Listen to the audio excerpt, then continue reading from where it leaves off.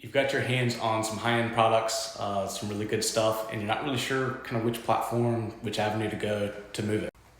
You're a little nervous about the high fees. That's certainly a legit concern. I think everyone's situation can be a little bit different, but I'll just kind of walk you through an example for us.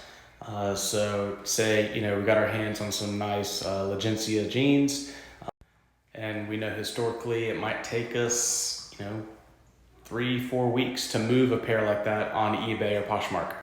And say we could move it for $100 a pair.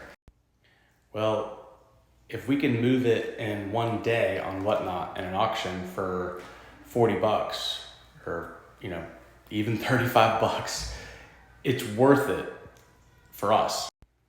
And that's where it kind of gets tricky, and it can depend on your situation, but really focusing on the quick turns is where I'm trying to encourage my wife to kind of focus on, because we're able to move stuff really efficiently on Whatnot. So one thing we've been doing here recently though is actually when we get our hands on some really good stuff, my wife will actually post it on our eBay closet and our Poshmark. And we'll have it on there for maybe 2 weeks, and we'll kind of give it a 2-week deadline. If it doesn't move, then we'll put it in one of our shows, our premium show on Sundays.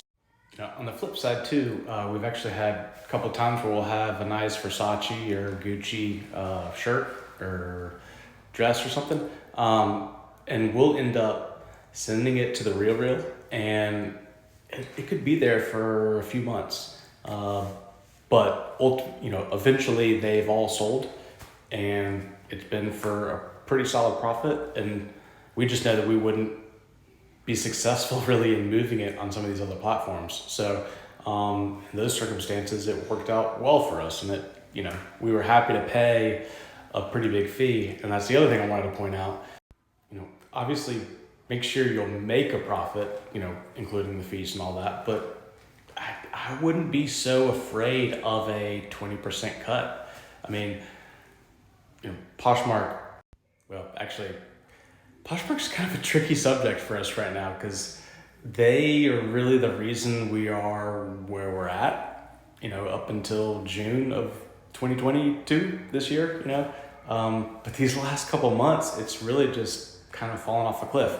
Again, if you've followed me and you've seen some other stuff, a lot of it is because we've just not put as much focus on it.